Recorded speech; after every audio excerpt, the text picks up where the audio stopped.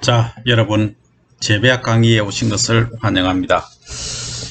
재배학 강의는 여러분들이 아시는 바대로 재배학에 관해서 공부를 하는 거죠. 근데 기존에 여러분들이 갖고 있는 상식을 완전히 넘어서셔야 됩니다. 재배학은 기본적으로 제가 설명을 처음부터 드리도록 하겠습니다. 여러분들이 기존에 가지고 있는 재배학에 대한 기본 상식은 완전히 생략을 체크를 하셔야 됩니다. 그래야 새로운 재배학에 대한 개념을 여러분들이 잡으실 수 있음을 설명드립니다. 자, 재배라고 하는 것은 먼저 이제 영어로 보면 cultivation이라고 합니다. cultivation. 학은 당연히 사이언스겠죠. 그래서 이제 이 cultivation이라는 개념을 보면 뭐가 cultivation이냐면 가꾸는 것, 기르는 것, 기르다 하는 거죠. 뭘? 그 개념을 크랍에서 유출할 수 있는데 크랍은 작물이죠, 그죠? 예, 이 작물은 그러면 실제 어디서 왔느냐? 지구상에 존재하는 생물을 보면 동물, 애니멀과 그 다음에 플랜트로 크게 나누고 마이크로 오거니즘 미생물에 관해서는 우리가 여기는 크게 다루지는 않습니다만 나중에 설명할 기회가 있을 겁니다. 자, 애니멀은 우리가 인간을 포함한 모든 동물, 그러니까 소위 이제 기어다닐 수 있다, 움직인다, 한마디로 움직임을 갖고 있는, 뭐 다른 말로 하면은 워킹도 되고 다이내믹하다, 다이내믹 MIC 하다, 뭐 이런 의미로 해석이 됩니다만, 플랜트는 어떻게 보면은 녹색을 띠고 광합성을 한다, 그죠? PS 포토신세시스. 광합성을 하는데, 광합성을 한 거는 대체적으로 잎이 그린을 띈다. 물론 그린 컬러가 아닌 것도 있습니다만 우선적으로 이렇게 얘기를 하고 넘어갑니다. 이 그린을 띠는 잎이 그린을 띠는 식물체, 잎이 아니라도 관계가 없죠. 몸 전체가 그런 경우도 있다. 이 중에서 인간이 필류에 소위 니즈라고 요새 니드, 필요에 의해서 가꾸는 것, 재배하는 것, 가꾸는 것을 재배라 이렇게 하는데, 이것을 뭐 하는 거냐면 이 총체적인 것을 배우는 학문이 뭐다? 재배학이다. 그러면 다른 말로 하면 이 작물은 영어로 하면 크랍이라고 하죠. 이 크랍을 가꾸는데 필요한 모든 방법들을 배우는 학문이다. 그러면 기본적으로 크랍의 종류, 개념, 또 재배법, 육종법 모든 걸 알아야 되겠죠, 그죠? 예, 그래야 재배학이 제대로 된다, 이해를 한다 하는 말씀을 드립니다. 그래서 이 재배 식물의 기원과 발달에 있어서는 과거에는 공무원 시험 문제라든지 이런 데서 많이 얘기를 했습니다만 저는 이걸 크게 다루고 싶지가 않습니다. 왜냐하면 과거에 우리들이 어디가 기원이다라고 했던 것들이 전부 하이포테시스, 가설이라는 거죠. 가설인데 이게 이론으로 되기는 어렵다는 거죠. 그래서 이론적이 아닌 것을 대략적으로 이렇다 저렇다 정도로 하고 넘어갑니다. 그래서 우리는 확실한 과학적인 scientific evidence, 과학적인 에비던스가 없는 것을 논하는 것은 상당히 위험성이 있다 하는 말씀을 드립니다. 그러면 재배 식물의 기원과 전파로 보면은 여러 가지로 우리가 설명하고 해석도 할 수 있습니다. 너무나 많은 자료 정보들이 있습니다만 방금 말씀드린 대로 간단히 하고 넘어가도록 하겠습니다. 그래서 뭐 바빌로프부터 시작해서 여러분들 많이 생물 시간에 들어보셨을 거예요. 그게 어떤 큰 도움이 되는지는 저도 잘 모르겠습니다만 큰 도움이 되진 않을 겁니다. 어쩔 수 없이 시험 치기 위해서 했다. 뭐 이렇게 정도로 이해할 수가 있죠. 자, 맨 처음에 인간이 살았다. 사람이 이렇게 있었다. 그죠? 이 컬러를 좀 바꿔볼게요. 인간이 있었는데 인간이 붉은색 인간과 청색 인간이 돼버리는데 어쨌든 인간이 있었다. 그럼 인간은 이 푸드 식량을 필요하죠, 그죠? 먹거리가 있어야 된다, 그죠? 그러니까 과거에는 이 야외 또는 산에 있는 주로 이제 풀이었죠. 우리가 말하는 풀, 뭐 이 일명 어떻게 보면 잡초라고도 할 수 있지만 이런 것들을 야외에서 채집을 했다, 그죠? 어떻게 보면 요즘 그 고사리 일을 거꾸로 우리 6월달에 많이 가시는 분 계시잖아요. 이것도 어떻게 보면 채집의 일종입니다. 그죠? 과거부터 전해 내려오는. 그리고 이 말고 가을이나 되면은 또 뭡니까? 야생하는 이 감이 있다. 뭐 돌배사죠? 돌배가 있다. 이거 전부 채집했어요. 과거에는 여기 바깥에 있는 것을 가서 따서 먹었죠. 그죠? 주로 이제 채집 생활을 했다가 시간이 지남으로 해서 이제 이게 우리 동네에 이게 다 먹어버리죠. 이제 없어. 그러니까 어떻게 합니까? 다른 데 또 이전하게 되는 거죠. 다른 데 또 가니까 이거 먹고 해서 이렇게 이게 방황이 아니고 어떻게 보면 방황이죠. 뭘 찾아서 방황을 하느냐? 먹이를 찾아서, 그죠? 식량을 찾아서 이렇게 식량을 찾아서 떠돌이 유랑 생활을 했다 이렇게 말하죠, 그죠? 그래서 어떻게 보면 유랑민 생활을 하다가 어느 순간 보니까 여기서 예를 들어서 배가 있었는데 감이 있었는데 여기 떨어져서 보니까 여기 싹이 나더라는 거죠. 이걸 발견하게 됐다. 그러면 옆에 공터가 있는데 여기다 이걸 챙겨 먹으면 어떻게 될까? 심어 보니까 나더라. 그 다음에 수확이 많이 되더라.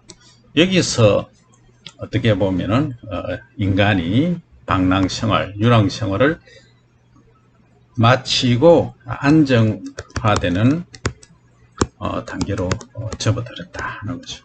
그러니까 이전에 뭐 불이 발견됐다, 도구를 사용했다 하는 얘기들은 역사 속으로 던져버리고, 물론 중요합니다만 우리 여기에서는 기원을 먼저 찾아야 되니까, 그러니까 대체적으로 작물, 식물의 기원이 어디냐 하면 남미의 뭐 안데스 산맥, 뭐 고산지 사는 거는 이 감자가 거기서 왔다, 그죠? 그다음 고추는 어디서 왔느냐, 뭐 인도에서 왔느냐, 뭐 방글라데시에서 왔느냐 이런 얘기를 하죠. 그죠? 변은 어디서 왔느냐, 뭐 인도설이 있고 중국설이 있고 뭐 여러 가지 설이 있습니다. 그죠? 전부 설이다. 설은 설로 던져버립니다. 그게 이제 기원하고 원산지가 되겠죠. 콩은 사실 어디서 왔느냐 하면 만주 쪽에 있는, 결국은 그 북한이 포함된 우리 한반도 쪽에서 콩이 유래가 됐다. 상당히 재미있는 이야기들도 많습니다. 벽 아까 얘기를 했지만 영어로 뭐 라이스라고 쓰긴 하지만 얘가 실제는 뭐 인도설이니 중국설이니 하지만 우리 청도에서 발견된 탄암이라고 하십니까? 탄암이 탄거든. 쌀알이 탔다. 그래서 요걸 탄소 동위원소를 쪼여서 검사를 해보니까 아니 이게 왜냐, 7,000년 전, 6,000년, 7,000년 전에 이미 이 쌀 배를 이렇게 모아놨더라는 거죠. 이게 역사가. 그러면 그때 이미 우리가 쌀을 재배를 했든지 아니면은 뭐 채집을 했든지 식량으로 하고 있었다는 얘기입니다. 그런데 인도설, 뭐 중국설 5,000년, 4,000년 샀습니다. 결국은 뭡니까? 에비던스가 충분하지 않다는 거죠. 그래서 한마디로 얘기할 수 없다. 그 다음 작물의 분화와 식물 형질의 변화라는 얘기가 나오는데, 분화란 뭐고 또 형질이란 뭐냐 하는 거죠. 자, 작물이 있으면 잘 이해를 하셔야 될 게 뭐냐면, 작물이 이렇게 있었다, 이렇게 있는데, 얘가 어느 날 보니까 키가 이제 원래는 2m였어요. 근데 비도 많이 오고 바람도 윙 하고 세게 보니까 자꾸 쓰러지는 거예요. 이렇게. 쓰러지니까 이 새들이 와서 뭐 합니까? 다 열매를 다 먹어버린다. 그죠? 또 지도 와서 먹어버린다. 그러니까 나중에 종종 유지, 번식이 불가하더라. 그래서 얘들 스스로 이게 환경에 적응해야 되겠다, 키를 낮추는 거죠. 그죠? 그 다음에 이 줄기가 강하게 된다. 쓰러지지 않게끔. 그래서 어떻게 보면은 이 자기 스스로 이 환경 변화에 대응하기 위해서 새로운 행질로 나타나는 거거든요. 그걸 어떻게 보면 일명 그 분화라고 얘기를 할 수 있습니다. 그죠? 그 다음에 그 형질이라고 하면은 이 가지고 있는 하나의 캐릭터리스틱, 특징들을, 그죠? 변화시키는 거죠. 이 특징들이 형질입니다. 그럼 예를 들어서 수량이, yield가 많다. 그죠? 어떤 것은 병충해 저항성이 강하다. insect pest resistance라고 하죠. 강하다.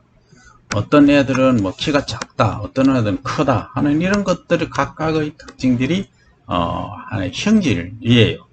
그럼 이 형질은 어떻게 해서 변화되는가? 그러니까 가만히 이 식물이 있는데 지 스스로 변한다. 그건 좀 어렵죠. 그럼 뭐냐? 여기에 이제 예를 들어 키가 컸다. 그럼 키가 작은 놈이 있으면 이거하고 교배를 하는 거죠. 크로싱을 한다. 크로싱해서 새로운 요게 아까 요거죠. 스트롱한 키가 좀 작으면서 줄기가 단단하고 뿌리가 깊게 내리는 이런 애들이 만들어진다. 이게 결국은 뭡니까? 형질의 변화라. 그 형질의 변화는 결국은 엄밀히 말하면 교배를 통해서, 소위 크로싱을 통해서 변화된다 라고 볼 수 있는데, 꼭 그렇지만은 않더라. 그건 뭐냐 하는 얘기죠. 어느 날 비바람이 치고 천둥 번개가 치고 해서 이 뮤테이션, 변이가 일어나는 거죠. 변이 스스로. 유전자가 식물세포가 백이 있고 식물세포 막이 있고 그 맨 가운데 핵이 이중막으로 되어 있고 그 안에 DNA 유전 정보가 있다는 얘기죠. 이 유전 정보들이 어느 순간에 변화가 일어난다는 거죠. 뭐 깊게 들어가면 그 엑손 부분과 발현하지 않는 인트론 부분이 있다. 그래서 이 인트론 부분에서 발현되어서 나타난다 이런 얘기를 합니다만, 이건 결국은 뭐냐 하면 모든 식물들은 유전 인자를 원래부터 다 가지고 있다는 거죠. 키가 큰 놈은 작은 유전자도 가지고 있고 병충해 저항성이 강한 놈은 약한 유전자도 가지고 있고, 그런데 어느 환경 조건에 소위 environment, 환경 조건에 따라서 이것이 익스프레션, 발현된다는 거죠. 익스프레션 된다. 되고 안 되고의 차이죠. 그러니까 그만큼 환경이 중요하다는 얘기죠. 예컨대 이겁니다. 우리가 어린이들의 경우에 얘가 정말 점잖아요. 말도 없고 활동력이 없는데 예를 들어서 상품이 걸렸다. 여기 시합이 있다. 하면 뭐 엄청나게 달리기도 잘하고 내성적인 성격이 왕성한 승부욕으로 채워지는 그런 애로 바뀌어지는 경우가 있어요. 물론 근본적인 성질은 참 변하기 어렵지만은 상황에 따라서 변하더라는 거죠. 얘가 조용했는데 지 목표가 어느 순간 딱 생긴 거예요. 나는 뭐 예를 들어서 박지성이를 봤다, 박찬호를 봤다, 박세리를 봤다 보니까 스타, 뭐 세계적인 스타가 되더라. 그럼 얘가 예를 들어서 이런 캐릭터가 운동하는 캐릭터가 아니었는데 어느 순간 열심히 노력해서 이런 캐릭터로 가는 경우가 있더라 하는 거죠. 그게 뭐냐면 어떻게 보면 P는 유전자는 거의 다 갖고 있다는 얘기죠. 그 어떤 애는 운동만 되게 한 애가 있어요. 공부는 전혀 하지 않다가 어느 순간 야 이거 뭐 박사도 되고 뭐 검사도 되고 의사도 되고 공부를 이렇게 하는 거예요. 그게 이제 제가 이렇게 그 학문을 하다 보면 느끼는 게 모든 사람, 모든 생물은 공통의 유전자를 다 갖고 있습니다. 사실은 다 갖고 있어요. 잘 보세요. 어릴 때 열심히 시골에 있는 애들이 놀았어요. 놀고 똑같이 이제 공부하는 시기가 언제냐? 대학 들어가서는 거의 비슷한 시간을 해요. 공부를. 어떻게 보면 더 열심히 하죠? 왜? 어릴 때는 시골에 일하고 한다고 공부를 집중적으로 계속 못했어요. 그죠? 못하다가 어느 시기에 가서 대학에 딱 들어갔다. 그러니까 일반 이제 도시에서 자라는 학생들은 자기가 하는 패턴대로 이렇게 하루에 이제 12시간씩 공부를 지속적으로 하죠. 근데 시골에 있는 학생들은 한 7, 8시간 또는 뭐 많게는 9시간, 10시간 밖에 못했어요. 예를 들자면 그런 겁니다. 근데 대학 가보니까 누가 일 시키는 사람도 없지, 부르는 사람도 없지, 뭐 그죠? 그러니까 공부를 15, 16시간 많이 해버리는 게 이렇게. 그러니까 학습 효과가 초기에는 뭐 별로 안 나타나다가 나중에 이렇게 크게 나타나는 경우가 있다는. 그게 뭐냐 하면 주어진 환경이 그렇게 만든다는 겁니다. 식물도 마찬가지. 식물도 이 컬러가 잘 안 보인다, 그죠? 식물도 처음에는 수량을 요만큼 만들다가 요 정도 하다가 이게 보니까 새도 오고 뭐 쥐도 오고 사니까 이거 만들어 갖고는 드랍 시켜서 종종 유지도 안 되겠더라. 그 다음에는 키는 안 커요. 대체적으로 이렇게 키를 낮추면서 하이 절간을 딱딱하게 만드는 거죠. 그 다음 수량을 엄청 많이 타는 거죠. 이렇게 스스로 변해가는 것도 있더라. 그 변하는 것은 과연 지 스스로 변하느냐 아니면 다른 환경의 영향에 의해서 변하는가는 살펴볼 필요성이 있습니다만, 그래서 결국은 이 핵 속에 있는 이 유전자라 하는 것은 그 식물체에서 발현될 수 있는 거의 모든 것들을 다 갖고 있다, 이렇게 보시면 됩니다. 그죠? 네. 그 다음 작물의 재배 이론이라고 하는데, 재배라고 하는 것은 아까 가꾼다, cultivation 여기서 나오는 건 culture, culture 하면 문화죠, 문화. 그죠? cultivation 하면 재배, 가꾼다. 그럼 요 기본 어원을 갖고 딱 따져보면은 이 culture, cultivation 한다는 것은 무슨 문화? 가꾼다. 결국은 뭡니까? 핸들링 한다는 거죠.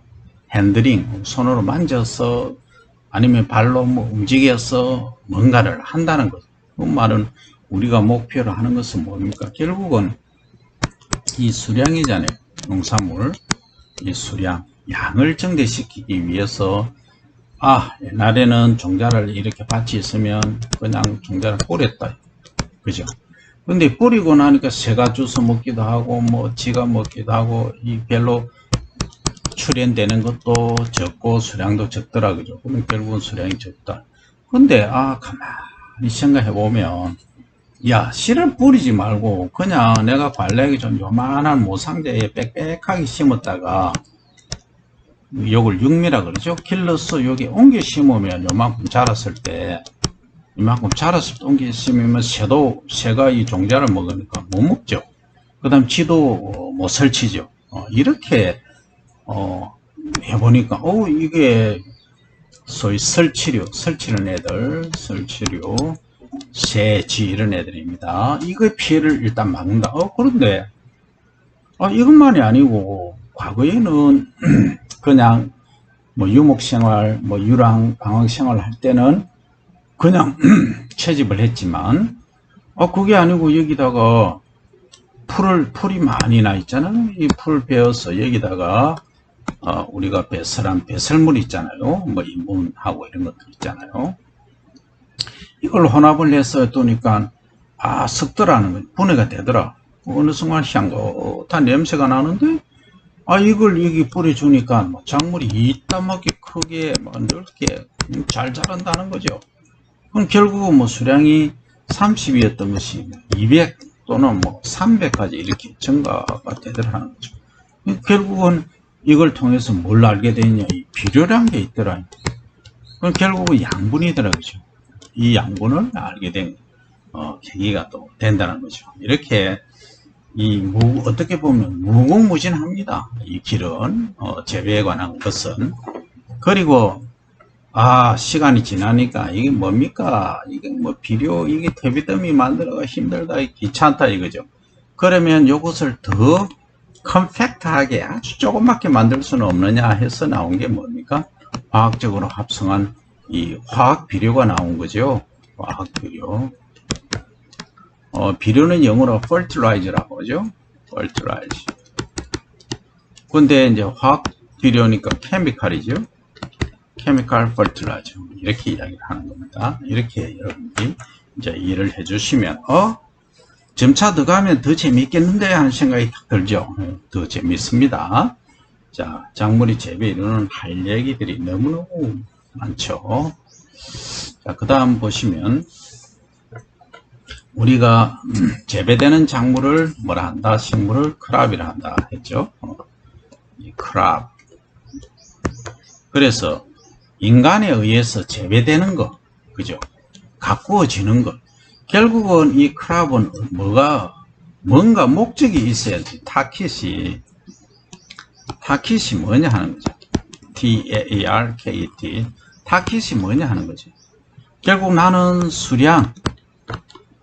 수량학보다 1번. 어떤 사람들은 나는 수량도 중요하지만은 건강 기능, 펑셔널. 기능적으로 뭔가 있는 게 좋다. 그 다음에 나는 기능성보다는 뭐 수량도 그렇고 이걸 그냥 재배함으로 해서 환경적인 어떤 효과, environmental 이펙트를 가져올 수 있게끔. 무슨 얘기냐면 그냥 이렇게 논이 밭이 있는데 가만히 놔두면 어떻습니까? 비바람이 쳐서 위에 땅이 다 쓸려가 버리죠. 슬라이딩 되고 문제가 됩니다. 그런데 여기다가 작물을 재배하고, 예를 들어 배를 재배하고 논두렁을 높게 만들어 놓으니까 여름에 비가 많이 온다. 폭우에도 이 논에 흙은 쓸려가지 않고 그대로 있고, 이 벼가 자람을 해서 공기 중에 이산화탄소 농도가 400ppm을 지금 더 높아지는 것을 350ppm으로 낮춰주는 역할을 한다. 그죠? 그 다음에 또 이 초록색, 이 차라는 걸 보면 눈에 피로를 들고 국민들로서는 심신의 안정을 또 가져올 수 있죠. 이게 뭐냐? 이게 결국은 농업이, 이 작물이 하는 역할이더라. 그래서 어떤 쪽으로 타깃을 잡고 하는가는 이 재배자의 의도에 따라서 다르게 움직이죠. 그런데 이 재배자의 의도는 거의 이제 국가적인 어떻게 보면 책무, 공익적 기능하고도 관계가 있더라. 그죠? 방금 얘기한 이런 것들이죠. 그래서 어떤 목적을 갖고 하느냐. 나는 단지 다른 거 다 필요 없다. 국가에서 뭘 하든 나는 수량 많이 높여가지고 생산 많이 해서 판매해서 이윤을 추구하겠다 하는 사람들은 이쪽으로 가는 거죠. 그죠? 어쨌든 이런 다양한 목적들을 갖고 재배를 한다. 그러면 이 수량을 결정하는 요인들은 과연 뭐냐 하면, 일단은 아까 얘기했듯이 종자죠. 종자. 어떤 품종. 이게 컬티바라고 합니다. 컬티바 또는 유전인자에서 지인이라고 하죠. 이겁니다. 결국은. 그 다음에 어떤 품종을 사용을 해서 어떤 재배법으로, 그 다음 컬티베이션이죠. 컬티베이션 메소드. 일단 컬티베이션하고 여러 가지 기술, 아주 최고의 기술을 접목한 최고의 종자를 갖고 했는데, 아이고, 폭풍이 치고, 뭐, 너무 가물어서 요만큼밖에 환경이 안 받쳐준다 하면은, 이게 아무리 이만큼 길어도 수량은 요것밖에 안 된다는 거죠. 그래서, 이 인바이러먼트, 환경적인 배까지. 그래서 여러분들은 꼭 기억을 하셔야 될 게, 이 3박자, 세 가지가 맞춰졌을 때 우리가 원하는 이 수량을 이만큼도 확대할 수 있고 더 크게도 확대할 수 있다는 거죠. 이게 여러분들이 꼭 기억을 해야 될 일이다 하는 것입니다. 그죠? 그래서 이 수량을 결정하는 요인은 크게 유전인자, 그 다음에 재배법, 그리고 환경이 관여한다 하는 점을 이해를 하시고 다음 시간을 또 기대해 주시면 좋겠다 하는 말씀을 드립니다. 그죠? 네, 여기까지 일단 간단히 한번 보고 다음 시간으로 넘어가도록 합니다.